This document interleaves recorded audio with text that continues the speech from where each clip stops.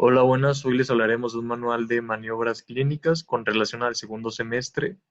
Nuestro equipo está conformado por Erasmo Beltrán, Diana Chávez, Yasmín Ibet y su servidor Jorge García. Tocaremos las maniobras de pruebas de equilibrio, oído, ojo, tórax, tórax posterior, tórax anterior, abdomen, extremidades, superior e inferior, columna y la exploración pélvica.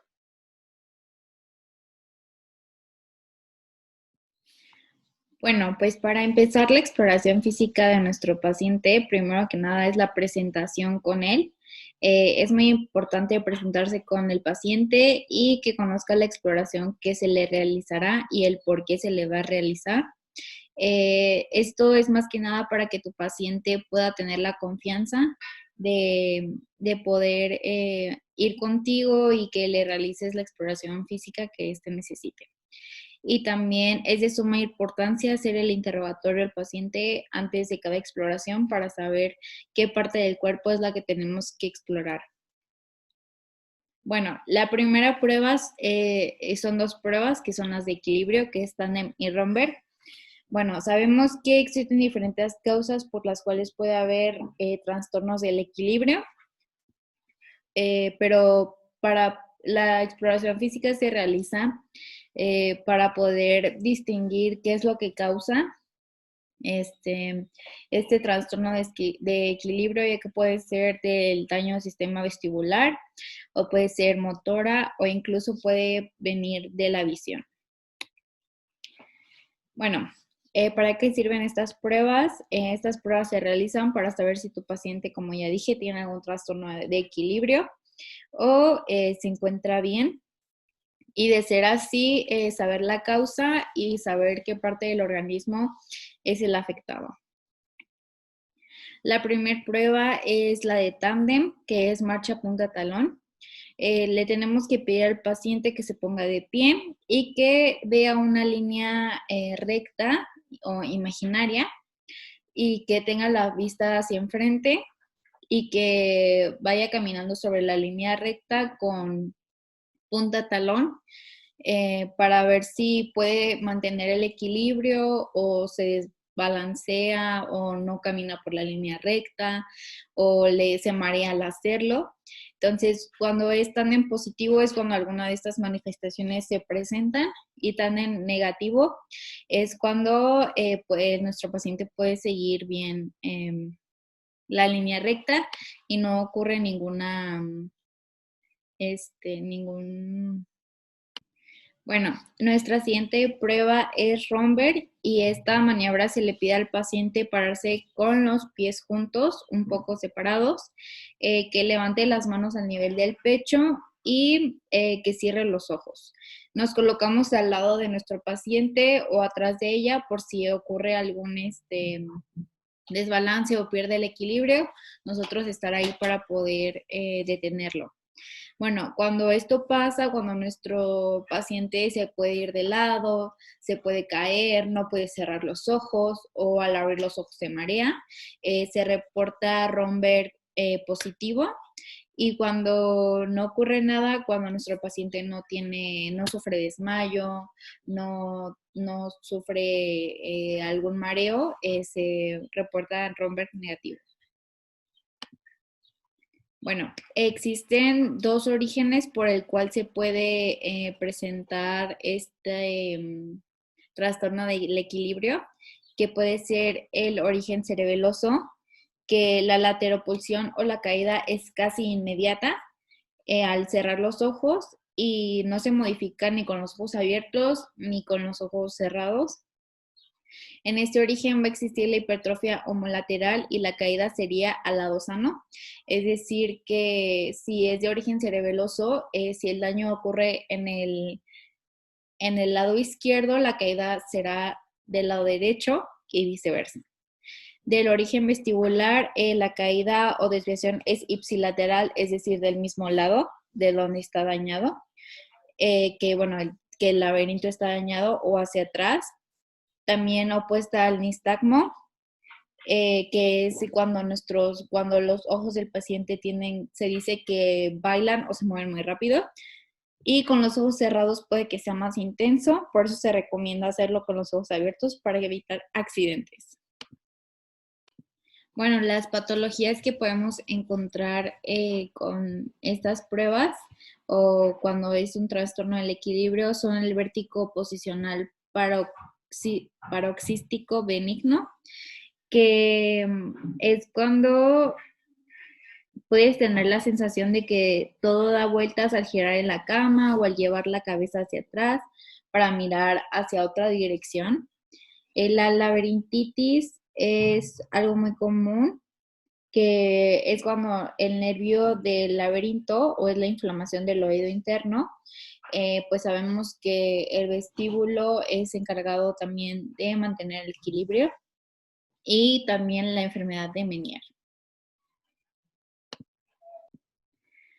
Bueno, sabemos que la enfermedad de Meniere puede presentar episodios repentinos o graves de vértigo. También puede ocasionar pérdida de la audición, zumbido o sensación de tener el oído tapado, como otras cosas, pero es una enfermedad muy poco común y no está todavía no se conoce por completo la causa de esta enfermedad. Bueno, la siguiente prueba es exploración del oído, que se hacen las pruebas de Weber y Riné, como la otoscopía y la exploración, pues, física. Estas pruebas consisten en detectar algún problema de audición que pueda presentar nuestro paciente, como alguna patología, alguna molestia que él traiga, pues nosotros hacemos estas pruebas para poder saber la causa y pues la patología que nuestro paciente presenta. Sabemos que existen dos vías de conducción, que es la aérea y la neurosensorial, que es la conducción ósea. Bueno, lo primero que realizamos en nuestro paciente es que le vamos a pedir que se siente y que pueda flexionar un poco su cuello hacia el lado contrario donde vamos a realizar la inspección. Bueno, la inspección y palpación del pabellón auricular se realiza para ver si presenta masas, la temperatura, la coloración, la simetría de los pabellones, la implantación que estos tengan, si uno está un poco más abajo que el otro o uno más grande que el otro, es cuando nos damos cuenta de esto. Para nuestras siguientes maniobras, ocupamos el instrumento que es el diapasón, que es un instrumento de metal en forma de U, que se activa al ser estimulado. Le tienes que pegar normalmente te pegas en la parte del codo para poder estimularlo y se produzca un sonido de una determinada frecuencia, y se utiliza para evaluar la agudeza auditiva de tipo neurosensorial con una especificidad de un 79 y un 92% para la pérdida de conducción.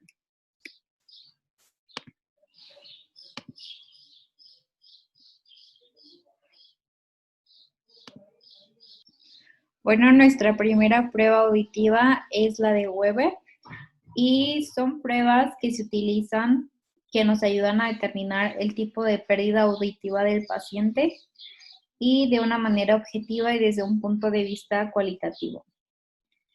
El test de Weber es de utilidad en los casos de hipoacusias unilaterales o bilaterales asimétricas, permitiendo comparar las vías óseas de ambos oídos.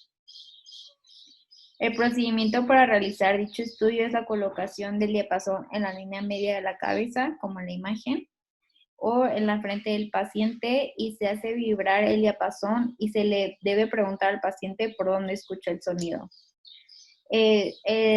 Esto se reporta como Weber no lateralizada, es que el paciente escucha al centro, que es lo normal. Weber lateralizada al oído derecho es que el paciente escucha el sonido en el oído derecho. lateraliza al oído izquierdo, es que el paciente escucha el sonido en el oído izquierdo. En un paciente sano, lo que se debe de escuchar es el sonido céntrico, no lateralizado a ningún lado. Es lo fisiológico como se debería de escuchar, pero depende de cómo tu paciente escuche, a qué lado lo escuche, es cómo se reporta. Bueno, si el paciente no escucha, antes de reportar debemos asegurarnos de hacer la prueba de nuevo, aplicando un poco más de presión sobre la cabeza o intentando un poco más abajo en la frente. Y si el sonido se lateraliza hacia donde existe un bloqueo, hacia un lado, es donde existe un bloqueo en la conducción aérea.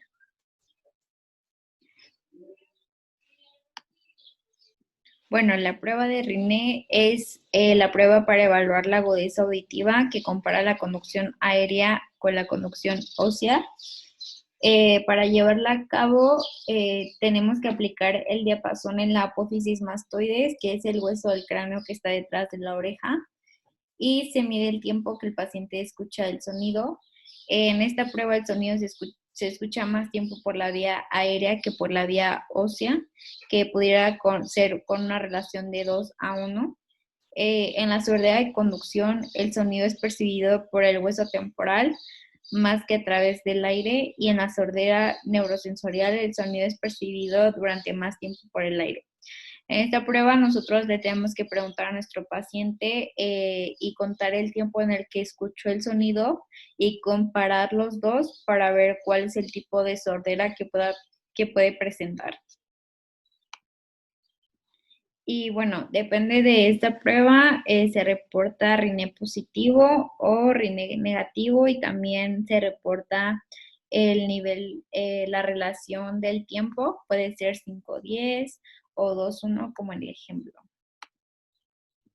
Bueno, nuestra siguiente exploración o maniobra es la otoscopía, que consiste en la exploración del oído externo, y de la membrana timpánica.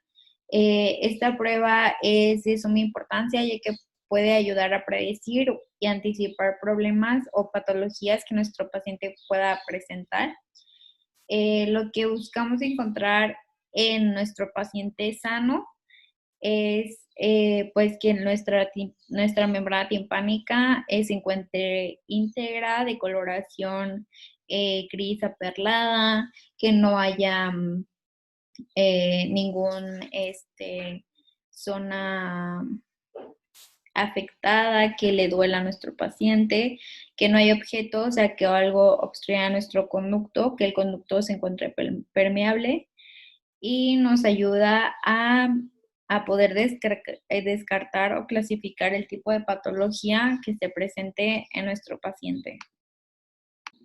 Bueno, como se muestra en la foto, nosotros utilizamos nuestro otoscopio para realizar esta maniobra. Tenemos que pedirle a la paciente que incline un poco su cabeza hacia el lado contrario de donde estamos realizando la exploración. Tenemos que insertar el otoscopio hasta donde nos permita, sin que el paciente muestre dolor. Tenemos que reportar todo lo que veamos, conducto permeable, sin lesiones aparentes, con vellosidades, membrana timpánica íntegra, reflejo luminoso presente. Y si encontramos alguna patología, decir lo que vemos. Por ejemplo, cuando la membrana timpánica puede estar perforada, decirlo. Cuando vemos que algo está obstruyendo nuestro conducto, nuestra vista, reportarlo. Y las patologías que se pueden presentar es la hipoacusia, la timpanoesclerosis, la perforación de la membrana timpánica y la pérdida auditiva bilateral, entre otras patologías. Solo mencioné algunas. Bueno, nuestra siguiente exploración física es del ojo, que tenemos que ver la agudeza visual, los campos visuales o campimetría, y se realiza también la oftalmoscopía. Estas maniobras nos sirven para identificar las diferentes patologías que se pueden dar en el ojo, así como descartarlas. La agudeza visual, para esta exploración ocupamos la carta de Snell y que el paciente se siente a 6 metros de ella. La carta de Snell es la que se ve en la imagen. Para primero realizar la maniobra, le tenemos que preguntar a nuestro paciente si utiliza lentes o siente que los necesita.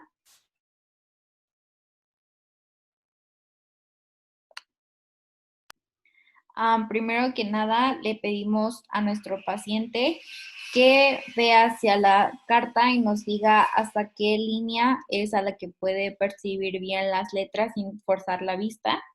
Ya que él nos diga en qué línea es la que puede ver sin problemas, le pedimos que se tape un ojo, el derecho y el izquierdo, y le vamos preguntando qué letras son las que puede apreciar, como por ejemplo si nuestro paciente ve bien claro la 5, le pedimos que empiece de la izquierda a la derecha y después de la derecha a la izquierda.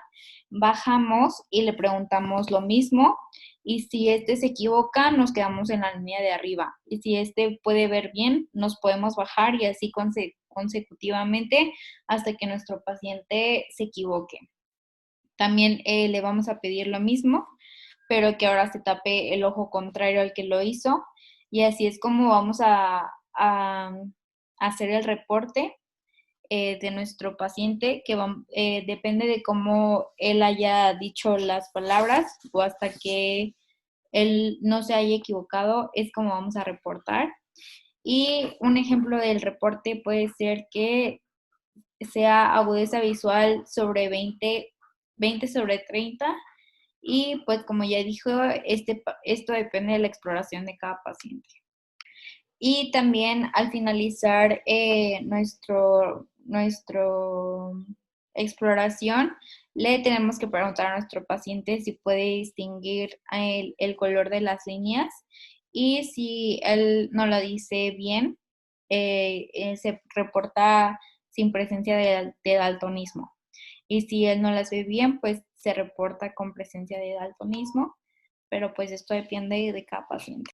Nuestra siguiente maniobra es la campimetría. El campo visual es toda la superficie que se puede observar cuando el ojo está viendo hacia un punto dirigido, y se divide en 4 campos, que es el nasal superior e inferior, el temporal igual superior e inferior.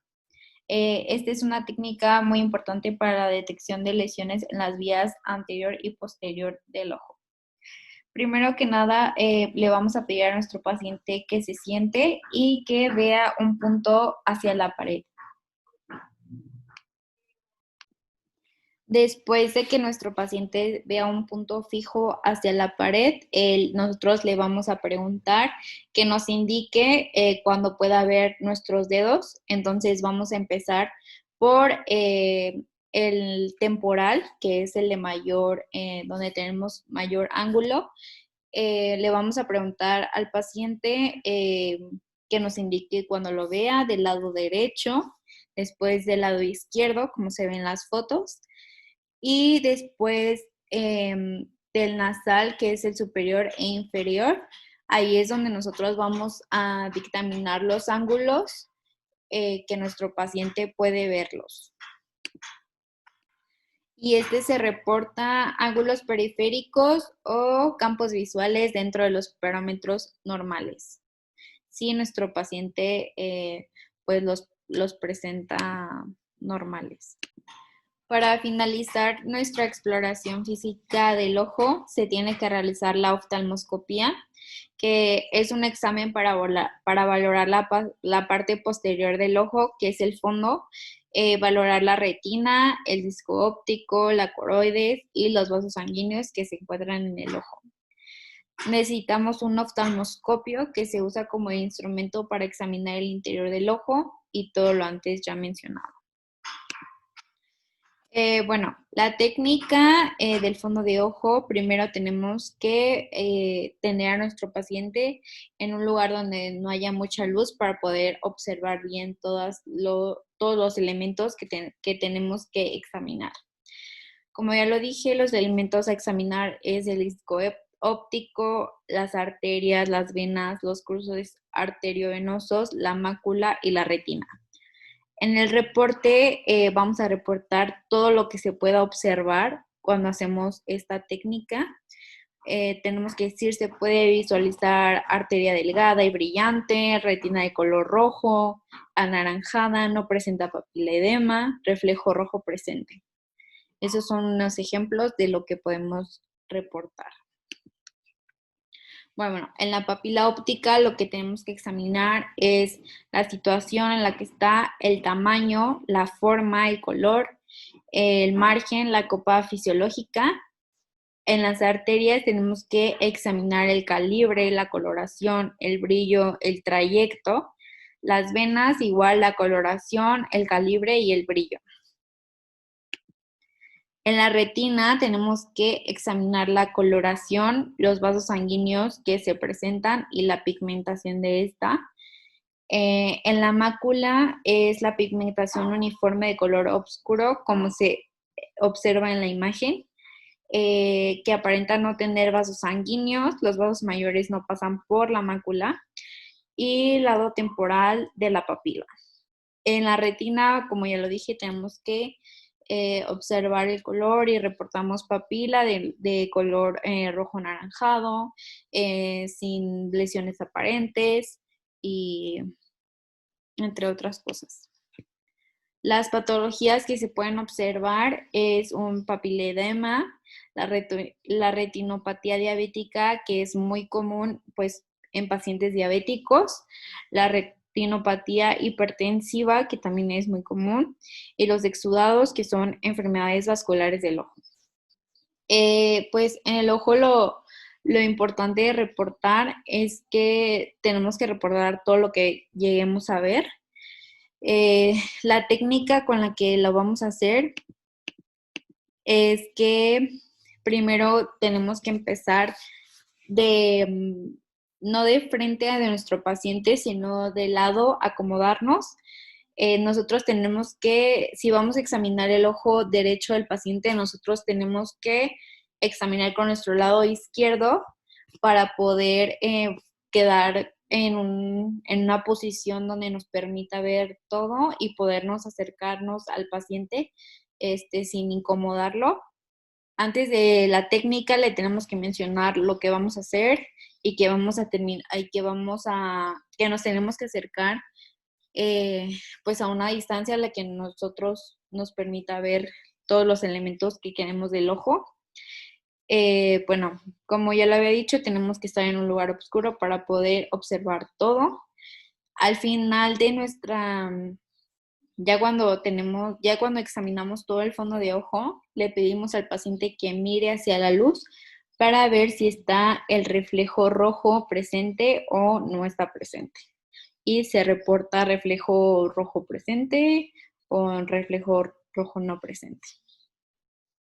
Bueno, ahora vamos a hablar del tórax. Estas maniobras que vamos a ver de tórax posterior y anterior nos ayudan para identificar una posible patología en los pulmones y en el corazón. Para empezar, la preparación del paciente. Cuando llegue el paciente, nosotros nos vamos a presentar, le vamos a preguntar el motivo de consulta y lo vamos a interrogar. Para esta exploración física, le vamos a tener que pedir que se quite la camiseta y se ponga la bata de pacientes y que se la ponga con la abertura hacia atrás. Por mientras que él se está cambiando, en un baño privado o en un lugar aparte, nosotros vamos a poner una manta en toda la cama de la exploración física. Cuando llegue el paciente, le vamos a pedir que se siente en la cama y nosotros vamos a poner otra manta en sus piernas. Y otra cosa, siempre tenemos que andarle diciendo al paciente lo que vamos a hacer, los siguientes pasos, que exploración física. Esto es para que el paciente se sienta más cómodo, ya sea que lo vas a tocar, qué instrumentos vas a usar. Bueno, la inspección. La forma y volumen del tórax. Aquí el tórax de un adulto sano es más ancho que profundo y el diámetro lateral es mayor que el anteroposterior. También tenemos tres tipos de tórax que se ven en las imágenes. Tenemos el ectomorfo, que es de complexión delgada, el mesomorfo, que tiene una estructura ósea grande, músculos fuertes y un físico de atleta. Y por último, el endomorfo, que estos generalmente son suaves, flácidos y ganan grasa con mucha facilidad. La siguiente es la deformidad de tórax. Algunas deformidades de tórax es el tórax en embudo, el tórax en tónel, la cifoescoliosis torácica y el tórax de quilla. También tenemos que observar la frecuencia, ritmo, profundidad y esfuerzo respiratorio. Esto es para que el paciente no nos dé indicios de bradicardia o taquipnea. Otra cosa que tenemos en la inspección es que tenemos que reportar lo que estemos viendo, ya sean vellos, nevos, cicatrices o tatuajes. Bueno, ahora sí, en el tórax posterior vamos a ver amplexión, amplexación, auscultación y transmisión de la voz. Bueno, aquí lo que vamos a hacer primeramente, le vamos a decir al paciente que vamos a doblar un poquito la bata de la parte posterior para poder realizar la prueba y a nivel del hombro. Y como ven en la primera imagen, esa es la posición de manos para poder hacer esta exploración. En esa prueba tenemos que ver la simetría y la expansión del tórax. La amplexión evalúa la expansión en sentido anteroposterior y la amplexación evalúa la expansión en sentido transverso. Ya que, como muestran las fotos, como le dije ya, la primera foto es así vamos a colocar las manos. Y en las siguientes fotos vamos a ver en qué posiciones las vamos a poner. Por ejemplo, en la segunda foto vemos que es la primera posición, que es en el hombro a nivel del trapecio y se hace en ambos lados de manera comparativa. En la tercera foto, que es la segunda posición, es en la línea media axilar a la altura más o menos de la quinta costilla y de igual manera es de ambos lados y de manera comparativa. En esta posición tenemos que pedirle al paciente que se ponga su mano en la nuca para que nos pueda, para que se nos facilite más la prueba. En la cuarta foto, que es la tercera posición, es en la columna a la altura de donde empieza la escápula. Y la última foto es la cuarta posición, la cuarta y última posición, que es igual en la columna, pero la altura es donde se termina la escápula. Aquí, antes de realizar todas estas posiciones, en cada posición le tenemos que decir al paciente que respire normal.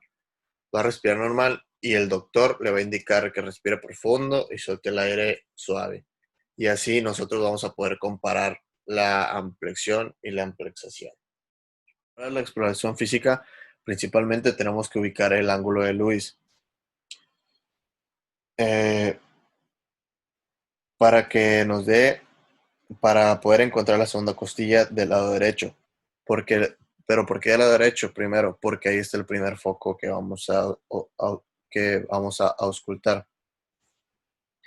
Ya estando ahí, en el segundo espacio, vamos a ubicar el segundo espacio intercostal paraesternal, de la línea paraesternal, y vamos a auscultar el foco aórtico con diafragma. Todos los focos se auscultan con diafragma. Cuando ya terminamos el aórtico, vamos a volver al ángulo de Lewis, pero ahora de lo izquierdo vamos a ubicar la segunda costilla y vamos a ubicar los espacios intercostales de los accesorios pulmonar, perdón, de los focos pulmonar, accesorio y tricuspidio. ¿Por qué esos tres primero? Porque estos tres están en la línea paraesternal y como ya hablamos en qué espacio intercostal están, normalmente vamos a ubicar el ángulo de Lewis, del lado izquierdo, segunda costilla, vamos a ubicar el segundo espacio intercostal y de ahí con nuestros dedos vamos a palpar hacia abajo para poder ver cuál para seguir con la secuencia del tercer espacio intercostal, el cuarto espacio intercostal, que ahí están donde están los otros focos.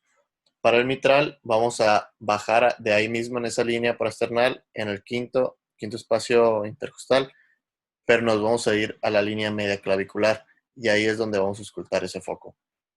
Ya cuando terminamos de auscultar los 5 focos, vamos a tener que repetir otra vez esta secuencia, pero ahora va a tener que ser con campana. Primero el foco aórtico, lado derecho. Encontramos ángulo de Lewis, segunda costilla, segundo espacio intercostal, lado derecho. Luego otra vez ángulo de Lewis, segunda costilla, lado izquierdo, segundo espacio intercostal. Es el foco pulmonar. Cuando estemos en el foco pulmonar, le vamos a tener que pedir al paciente que respire profundo y suelte el aire suavemente. Esto a nosotros nos ayuda para poder escuchar el desdoblamiento fisiológico en este foco. Ya después nos bajamos a los otros focos, escultamos normal como el aórtico, y cuando ya terminamos el quinto foco, que es el mitral, y no encontramos ninguna anomalía, todo está normal, tenemos que reportar como lo siguiente: focos cardíacos rítmicos, sin ningún ruido agregado y con desdoblamiento fisiológico presente.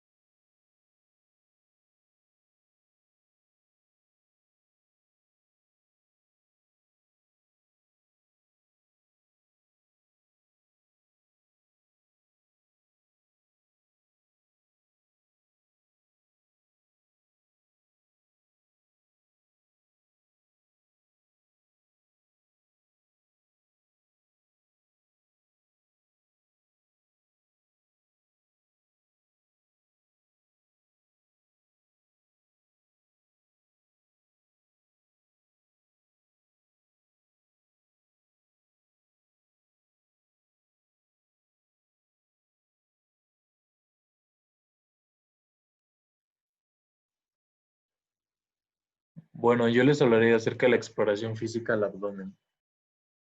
Lo primero es preparar al paciente. Para ello, le pediremos que se desprenda de sus prendas superiores que cargue en ese momento y se coloque la bata de exploración con la abertura por detrás. Después le pediremos al paciente que se coloque en posición de decúbito dorsal sobre la camilla y le descubriremos el abdomen desde el apéndice hasta la sínfisis del pubis. Cubriremos las extremidades inferiores con una sábana y le pediremos que extienda sus brazos hacia los costados del cuerpo y mantenga una respiración relajada por medio de la boca en todo momento. Iniciaremos con la inspección, la cual es un método que nos aporta datos clínicos por medio de la vista. ¿Cómo la vamos a realizar? De pie y a la derecha del paciente. Los datos de inspeccionar será el contorno, la superficie, simetría, movimientos del abdomen. El contorno en base a su forma y volumen se denomina en plano, globoso y escafoideo. Como se puede observar en la imagen, encontramos un abdomen globoso y uno plano. Los hallazgos patológicos en cuanto al contorno. En la inspección se espera encontrar un abdomen dentro de los parámetros normales, aunque el objetivo de esta es encontrar algún hallazgo que nos deduzca una patología, como lo pueden ser distensiones, como puede ser la distensión generalizada con ombligo deformado, la cual nos da indicios de una obesidad, la distensión generalizada con ombligo prominente, la cual nos habla de un tumor, o la distensión de la mitad superior, que nos habla de una dilatación gástrica. La piel. En la piel esperamos encontrar un color normocrómico y sin lesiones, pero pueden surgir índices de alguna patología, como lo pueden ser ictericia, frecuente en procesos biliares, áreas de enrojecimiento que puede implicar procesos inflamatorios, la coloración periumbilical azulada, la cual también se conoce como signo de Cullen, y es indicativo de una hemorragia intraabdominal. Cicatrices. En caso de que existan cicatrices, es importante describirlas y reportar su localización. Y venas dilatadas. La cicatriz umbilical. En la cicatriz umbilical debemos observar contorno, inflamación y protrusión. ¿Cómo vamos a reportar la inspección? Se mencionará el tipo de abdomen que tiene el paciente, luego mencionaremos si a simple vista hay lesiones, cicatrices y si no hay alteraciones en la coloración del abdomen y si hay presencia o no presencia de vello. En personas delgadas puede haber presencia de peristaltismo, en caso de que exista, mencionarlo. Es de suma importancia eso. La auscultación es una técnica que nos dará información esencial sobre la motilidad intestinal y es muy útil para descubrir ruidos vasculares. ¿Cómo realizaremos la auscultación? Se colocará el diafragma del estetoscopio sobre cada uno de los cuadrantes del abdomen o en caracol. En caso de presencia de dolor, siempre se va a iniciar del lado contrario a donde está el dolor. Los datos a evaluar en una auscultación son ruidos hidroaéreos, soplos, frotes y murmullos venosos. Los ruidos hidroaéreos son ruidos continuos con una interminancia de 5 a 30 por minuto y no son acompañados de dolor. Los factores variantes son que aumenta como en la diarrea o al principio de la obstrucción intestinal y puede disminuir y luego desaparecer como en el ilion adinámico y la peritonitis. El soplo. La auscultación de un soplo se realiza principalmente sobre la aorta abdominal y es un ruido auscultatorio intermitente, rudo musical que puede reflejar la turbulencia de flujo sanguíneo e indicar valvulopatías. Los hallazgos en este tipo de problema se hacen sobre la aorta abdominal o arterias renales. En caso de que sea aorta abdominal, puede indicar un problema de aneurisma y en caso de que fueran arterias renales, puede deberse a una estenosis en la hipertensión renovascular. El murmullo venoso se realiza principalmente sobre el epigastrio. Es un ruido de tono suave y continuo, y los hallazgos patológicos que podemos encontrar en este son producidos gracias al aumento de circulación colateral. El frote. El frote tiene un tono elevado y se oye con la respiración. Los hallazgos patológicos aquí indican inflamación de la superficie peritoneal de un órgano. ¿Cómo reportaremos esto? Mencionaremos la intensidad y el ritmo de los ruidos peristálticos. La percusión. La percusión se realizará por medio de golpes en el dorso del dedo para provocar sonidos acústicos de resonancia, dolor o despertar cierto tipo de movimientos. La técnica más ocupada es la dígito-digital, la cual consiste en que el dedo plexímetro sobre el cual se aplica el golpe percutorio debe permanecer en contacto con la superficie abdominal, ejerciendo presión moderada. Los datos a evaluar aquí va a ser el tono, intensidad y timbre. Los hallazgos patológicos de la percusión puede ser timpanismo central y matiz constante en los flancos o abdomen protuberante con timpanismo generalizado. ¿Cómo lo reportaremos? Se reportará el sonido cuando se percibe a la percusión, puede ser timpánico, mate, semimate, dependiendo de la zona en la que se esté percutiendo. La palpación.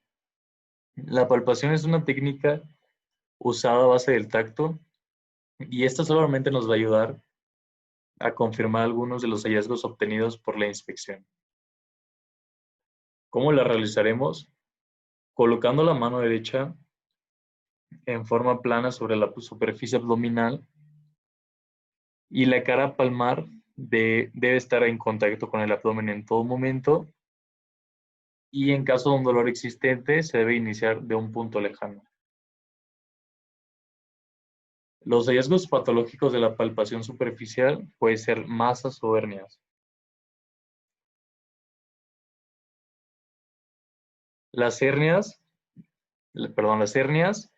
son más frecuentes en la línea media, ombligo e ingle. ¿Cómo reportaremos esto? La palpación superficial se reportará sin dolor a la palpación y en caso de existir reportar su localización. Y la palpación profunda la reportaremos sin masas ni visceromegalias y en caso de existir también reportar su localización. Los puntos dolorosos. Son una técnica realizada para reportar presencia de dolor en los ángulos costovertebrales. El paciente, ¿cómo realizaremos esta? El paciente deberá estar sentado con la espalda descubierta, mientras que el médico deberá estar por detrás del paciente y este deberá localizar los ángulos costovertebrales y presionar con firmeza con el pulgar en dirección oblicua hacia la parte profunda del vértice del ángulo. Los hallazgos patológicos de los puntos dolorosos son frecuentemente dolor o sensibilidad dolorosa que nos dan indicios de problemas de origen renal. La puño-percusión es una técnica utilizada para el diagnóstico de anomalías renales. ¿Cómo la realizaremos? Bueno, esta se realiza con el puño de la mano derecha aplicando una serie de golpes con intensidad moderada para no causar un dolor extra al paciente sobre el dorso de la mano izquierda, colocando la palma sobre cada uno de los ángulos costovertebrales o región renal. Los hallazgos patológicos en la puño-percusión son, al igual que en la técnica de puntos dolorosos, indicios de problemas de origen renal en caso de que exista dolor en dichos ángulos. ¿Cómo lo reportaremos? Se reportará diciendo puntos dolorosos y puño-percusión sin dolor en caso de no presentar. Y si llegara a presentar dolor, se reportará la localización. La delimitación de los bordes hepáticos es una técnica usada para reconocer el tamaño del hígado. Los límites son superior e inferior. ¿Cómo lo realizaremos? Bueno, en el límite superior percutimos en los espacios intercostales de manera descendente a partir del segundo espacio intercostal hasta encontrar el sonido mate del hígado. Y en el límite inferior percutimos a nivel de las crestas ilíacas de forma ascendente hasta nuevamente obtener el sonido mate del hígado. Los hallazgos patológicos en la delimitación hepática, cuando existe un valor mayor de los parámetros normales, puede ser signo de una hepatomegalia, a diferencia de que los valores sean menores a los normales, puede verse una atrofia. ¿Cómo lo reportaremos? Se reportará como límite superior a nivel del sexto espacio intercostal derecho y el inferior a nivel del reborde costal derecho en caso de no existir hepatomegalia o atrofia. La palpación y enganchamiento del hígado son técnicas utilizadas para localizar un borde hepático que se encuentra más debajo de los límites del borde costal y obtener el mayor diagnóstico clínico en cuanto a carácter hepático. ¿Cómo las realizaremos? Dichas técnicas se colocan ambas manos con los dedos juntos sobre el abdomen a la altura de la fosa ilíaca y profundizaremos en cada aspiración que el paciente haga. Para ello le pediremos que realice una respiración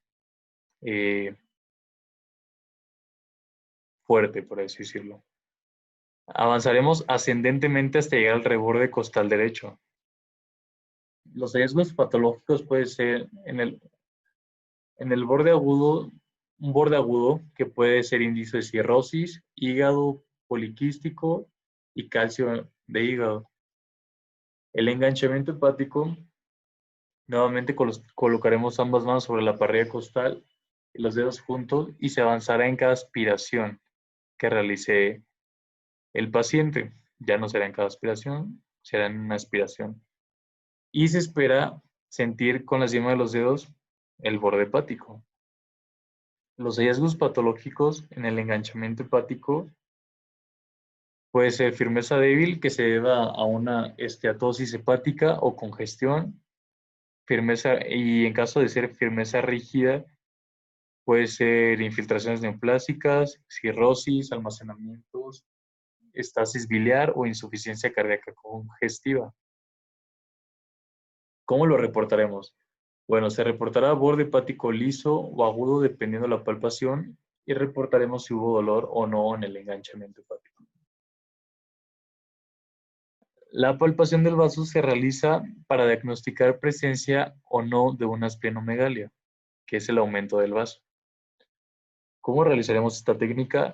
Se colocará la palma de su mano izquierda sobre el tórax lateral izquierdo y jalará suavemente la parrilla costal, mientras que la mano derecha se colocará sobre la cicatriz umbilical e iniciará movimientos palpatorios intermedios entre superficial y profundo, deslizándose en forma diagonal hacia el hipocondrio izquierdo. Esto se realizará en forma progresiva, buscando percibir el polo inferior del vaso con la yema de los dedos.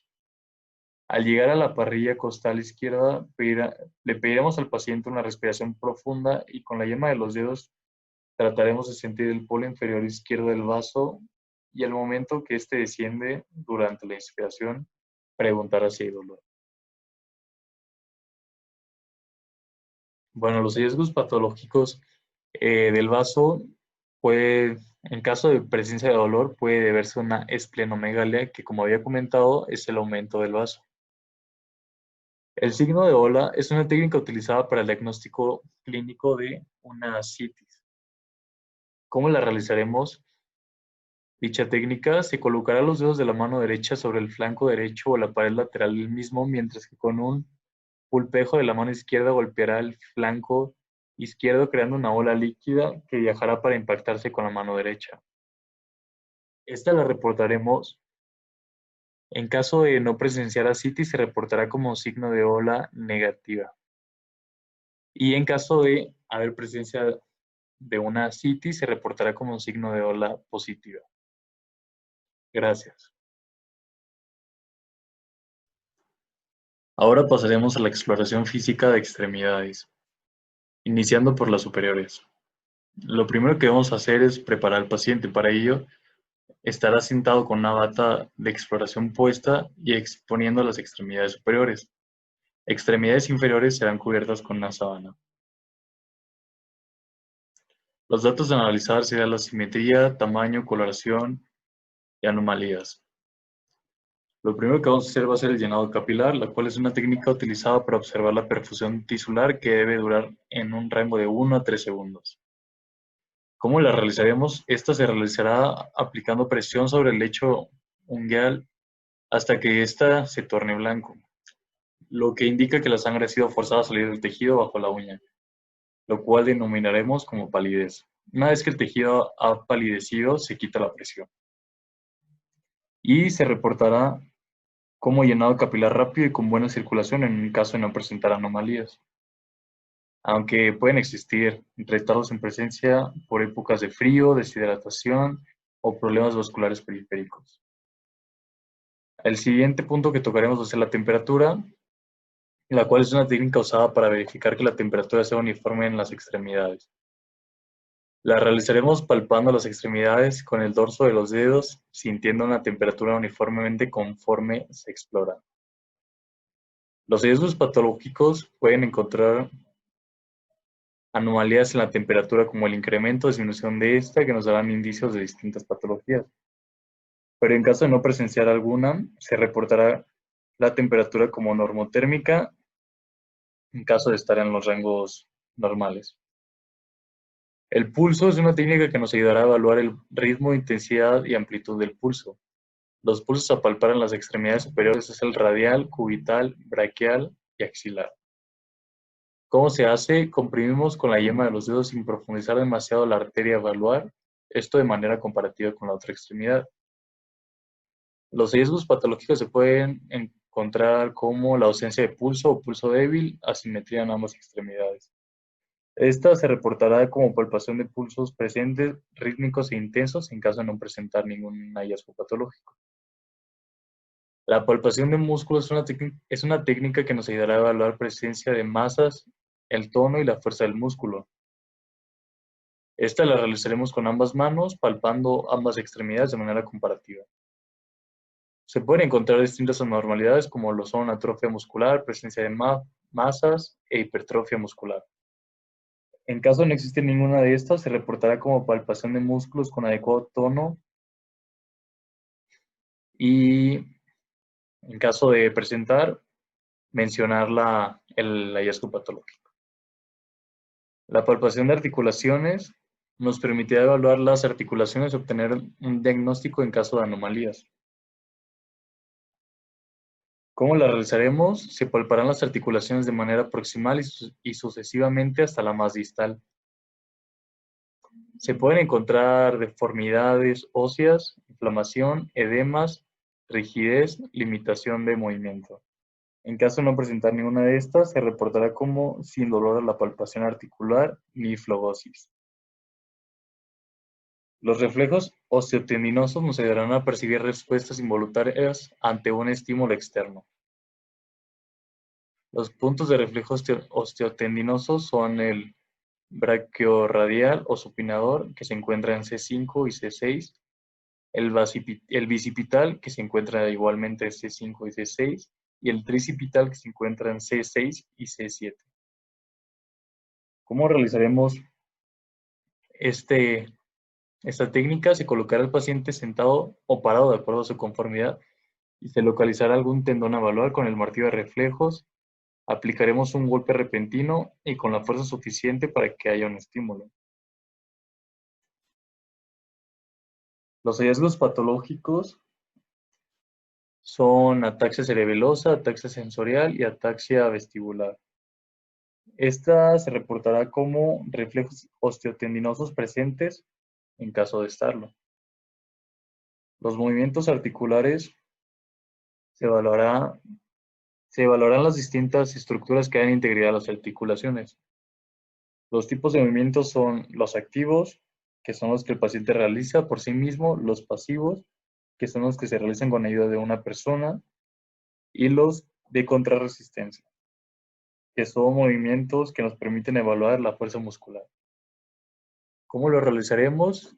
De la misma manera que los reflejos osteotendinosos. Y bueno, evaluaremos movimientos de dedos, que son de separación, aproximación, flexión, extensión y oposición. Los de manos, que son de flexión, extensión, aducción y abducción. Para ello sujetaremos los antebrazos del paciente. Y los de codos, que son flexión, extensión, pronación y supinación. Los de hombro, que son flexión, extensión, rotación interna, rotación externa, aducción, abducción. Estos, en caso de estar normales, se reportarán como movimientos articulares sin limitación de movimiento en caso de no haber ninguna limitación. Ahora hablaremos de las extremidades inferiores. Para ello, primero tendremos que preparar al paciente pidiéndole que se ponga la bata de exploración y se desprenda las prendas que tengan en la parte inferior, dejando solamente la ropa interior. Y le pediremos que se coloque una sábana sobre la zona de sus genitales. Los datos a evaluar va a ser la simetría, tamaño, coloración y tumefacción. Lo primero que haremos será el llenado capilar, la cual es una técnica utilizada para observar la perfusión tisular que debe ser inmediata en un rango de 1 a 3 segundos. Se realizará aplicando presión sobre el lecho unguial hasta que éste se torne blanco, lo cual indicará que la sangre ha sido forzada a salir del tejido bajo la uña y se denomina palidez. Una vez que el tejido ha palidecido, se quita la presión. Los hallazgos patológicos pueden existir retardos en presencia del llenado capilar por época de frío, deshidratación o problemas vasculares periféricos. Se reportará como llenado capilar rápido y con buena circulación en caso de no presentar ninguna anomalía. La temperatura es una técnica usada para verificar que la temperatura sea uniforme en las extremidades. Se realizará palpando las extremidades con el dorso de los dedos, sintiendo la temperatura uniformemente conforme se explora. Se puede encontrar anomalías en la temperatura como el incremento o disminución de esta que nos darán indicios de distintas patologías relacionadas. Se reporta como temperatura normotérmica en caso de estar dentro de los parámetros normales. El pulso es una técnica que nos ayudará a evaluar el ritmo, intensidad y amplitud del pulso. Los pulsos a palpar en las extremidades inferiores es el pedio, tibial posterior, popliteo y femoral. ¿Cómo realizaremos esto? Comprimiendo con la yema de los dedos sin profundizar demasiado la arteria a evaluar. Esto de manera comparativa con la otra extremidad. Los hallazgos patológicos es ausencia de pulso o pulso débil y asimetría en ambas extremidades. Se reportará, en caso de no presentar ninguna, como palpación de pulsos presentes, rítmicos e intensos. La palpación de músculos es una técnica que nos ayudará a evaluar presencia de masas, el tono muscular y la fuerza del músculo. Se realizará con ambas manos palpando ambas extremidades de manera comparativa.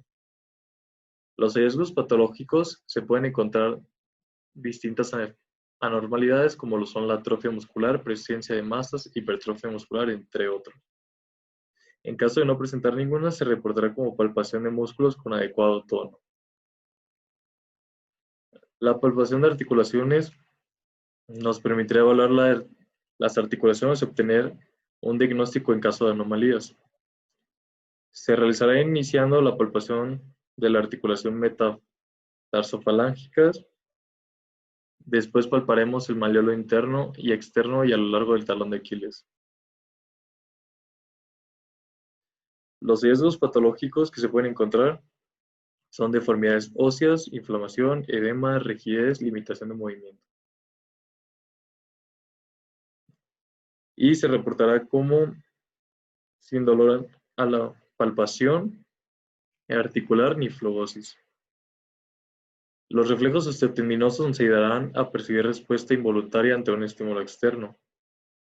Cada uno de los reflejos tiene un segmento medular donde se integra y esto clínicamente ayuda a localizar la lesión medular. Se reportará como reflejos osteotendinosos presentes en caso de estarlo. Los puntos de reflejo osteotendinosos en extremidades inferiores es rotuliano o patelar, que se encuentra en L2, L3 y L4, el aquileo que se encuentra en S1, el plantar que se encuentra en L5 a S1. ¿Cómo se realizará? Se colocará el paciente acostado, localizará algún tendón a valor con el martillo de reflejos, aplicará un golpe repentino con la fuerza suficiente para que haya un estímulo. En caso de patología se puede encontrar la reflexia, hiporreflexia e hiperreflexia. Y se reportará como reflejos osteotendinosos presentes, en caso de estarlo. Los movimientos articulares se ayudarán a evaluar las distintas estructuras que dan integridad a las articulaciones. Los tipos de movimientos son activos, que se realiza por el paciente, los pasivos, que se realizan con ayuda de un tercero, y los de contrarresistencia, que nos permitirán evaluar la fuerza muscular. Se realizará de la misma manera que los reflejos osteotendinosos. Evaluaremos los movimientos de dedo, que son de separación, aproximación, flexión, extensión y oposición. Los de tobillos, que son flexión, extensión, aducción y abducción. Para ello sujetaremos ambos tobillos del paciente. El de rodillas, donde evaluaremos movimientos de flexión, extensión, pronación y supinación. Y el de cadera, que será de flexión, extensión, rotación interna, rotación externa, aducción y abducción. Ahora pasaremos con las maniobras. La maniobra de Homans nos ayudará a encontrar problemas de insuficiencia venosa o problemas de trombosis venosa profunda. Para ello, la realizaremos con el paciente en decúbito supino, con las rodillas extendidas y tobillos en posición neutra. Y se realizará colocando una mano sobre el tercio distal del muslo, sujetándolo, y la mano puesta en el calcáneo, controlando la dorsiflexión de la articulación tibio-peroneo astragalina o tobillo o articulación del tobillo con el antebrazo. Y se reportará como positiva cuando exista un dolor de esta o negativa en caso de no presentar. La prueba de Moses nos ayudará a encontrar problemas de insuficiencia venosa o problemas de trombosis venosa profunda. Se realizará con las extremidades flexionadas y se realizará presión sobre el gastrocnemio.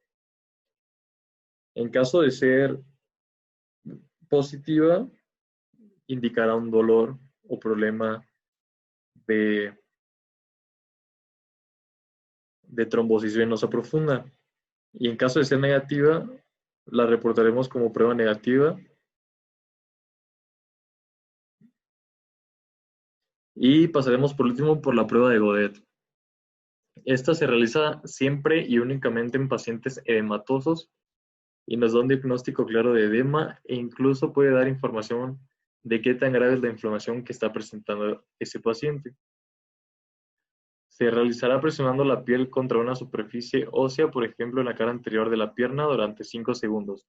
Si la piel queda con una hendidura que tarda algunos segundos en volver a su estado normal, el signo es positivo. En caso de no presenciarlo, es negativo. Gracias. Bueno, ahora pasando a lo que es la exploración de columna.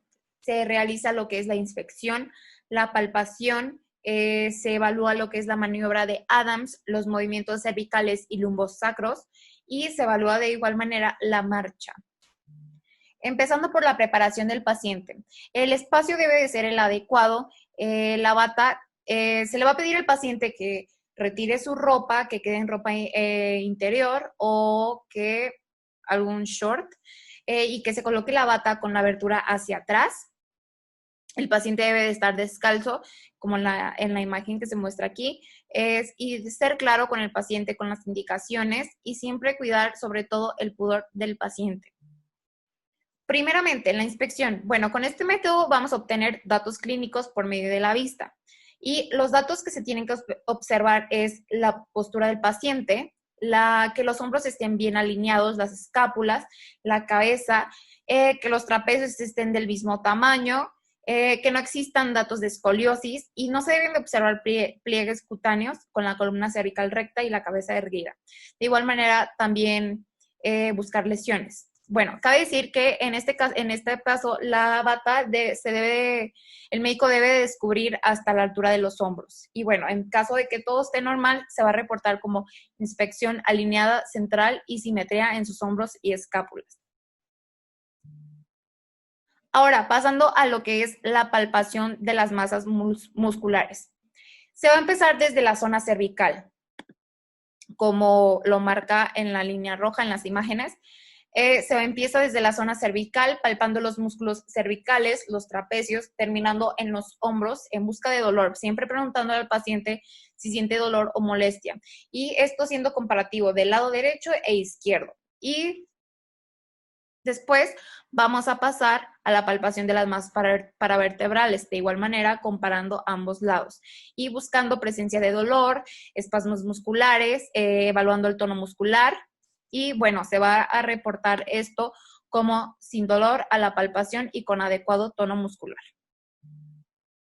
Ahora, la palpación de las apófisis espinosas.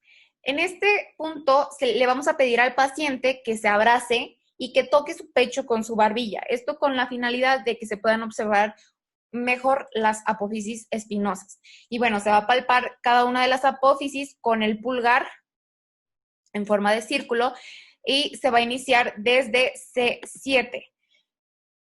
Y bueno, esto, si en dado caso de que todo estuviera normal, se va a reportar como palpación de apófisis espinosas sin dolor a la palpación.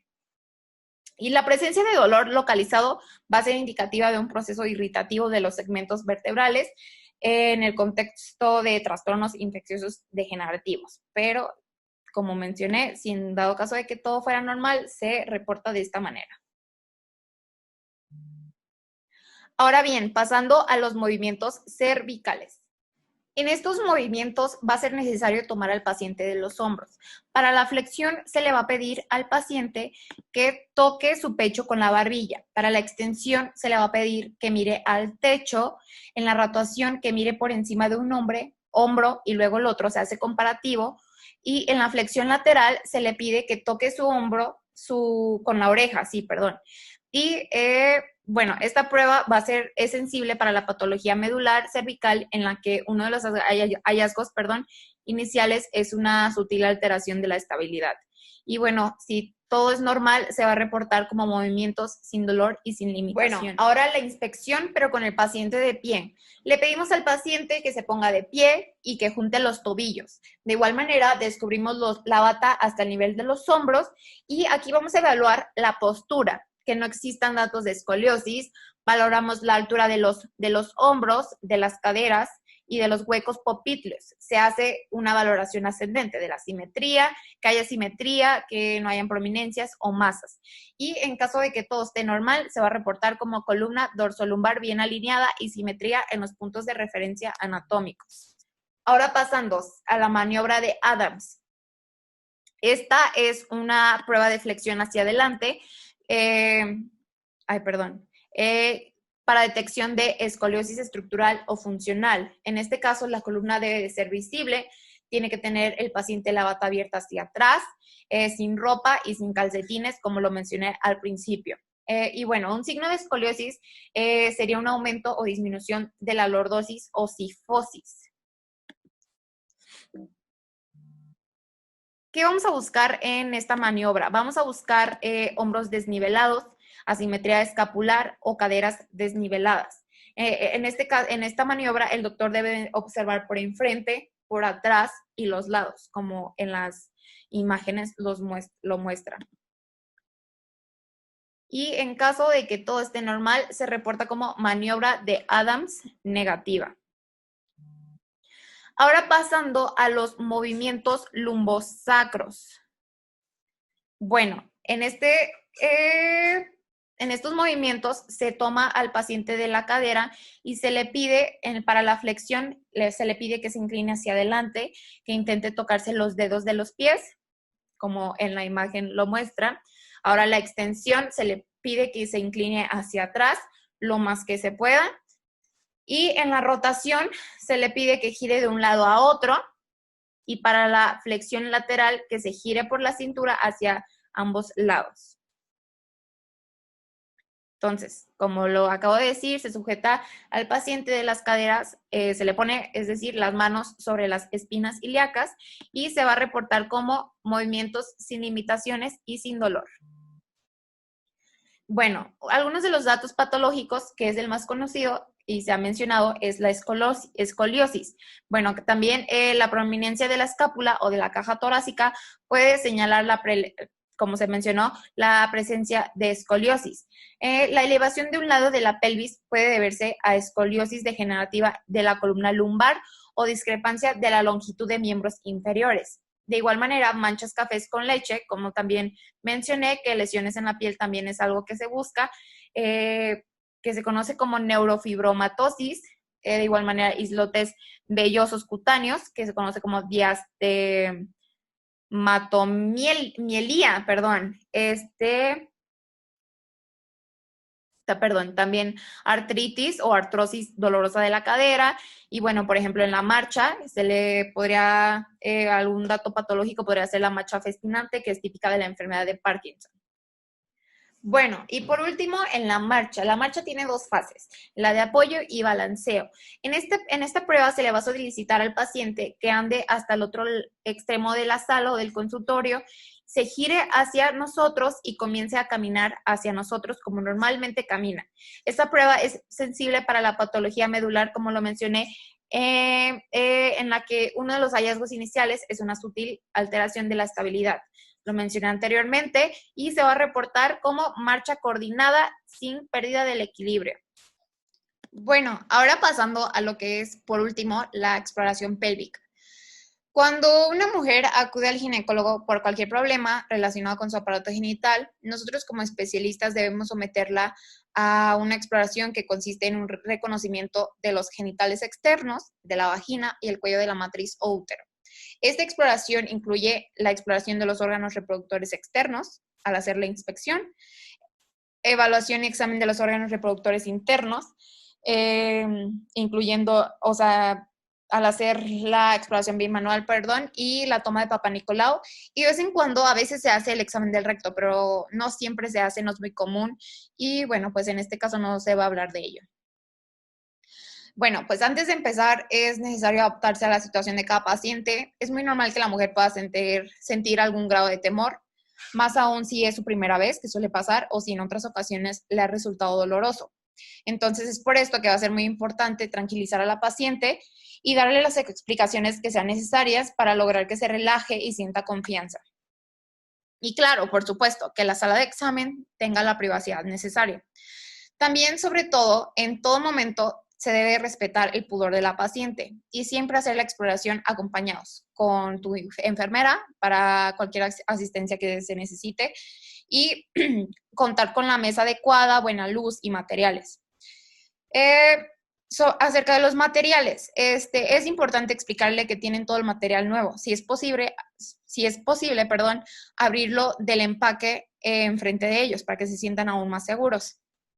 Y bueno, sobre todo, contar con cubrebocas y guantes para el médico. Posterior a esto, se le debe explicar lo que se le va a hacer y dejarle en claro que si alguna parte de la exploración le causa dolor o molestia, que te lo deje saber. Bueno, los materiales que se van a necesitar para esta exploración son el espejo vaginal de Graves, la espátula de aire, el cepillo citológico o citobrush y un portaobjetos. Para la preparación de la paciente, le vas a indicar a la paciente que pase a retirarse su ropa, incluyendo su ropa interior, y se coloque una bata con la abertura hacia atrás. Después de esto, la paciente se debe de colocar tumbada boca arriba con las caderas y las rodillas flexionadas y las pompis en el borde de la camilla, en una posición ginecológica. Estas camillas, las camillas especiales para la exploración ginecológica, cuentan con los estribos para las piernas que ayudan a mantenerse en esta posición, con las piernas separadas. Posterior a esto, el médico va a exponer su área genital externa. Bueno, como primer paso tenemos la inspección de los órganos genitales externos, como lo son los labios mayores, los labios menores, el clítoris, la abertura de la uretra, abertura de la vagina, perineo y el ano. Se debe inspeccionar la coloración de las mucosas y con los dedos se van a separar los labios menores para observar las estructuras del vestíbulo y la desembocadura de la uretra para ver si hay algún tipo de anomalía. Y bueno, ¿qué podríamos encontrar? Podríamos encontrar inflamación, cambios en la coloración, presencia de masas o verrugas, secreciones, lesiones en la piel e incluso prolapso de alguna estructura. En caso de que la paciente no presente ninguno de estos signos y de que a la inspección todo se vea normal, se reporta como sin ninguna alteración visible.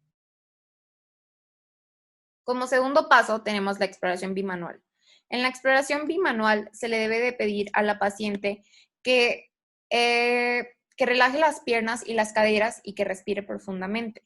Bueno, en esta exploración se van a introducir los dedos de forma vertical, lubricados, y se le va a avisar a la paciente que va a realizar esto y que si siente molestia, que te lo deje saber, y después de esto se van a voltear los dedos, ya estando dentro, ya al haberlos introducido, los dedos se van a voltear de forma vertical, quedando a la vista la palma. Ya que estamos de esta manera, se van a abrir un poco los dedos para tocar el cérvix y moverlo a los lados para ver la movilidad y sensibilidad al movimiento que tiene normalmente el cérvix y comprobar con esto que no tenga alguna inflamación.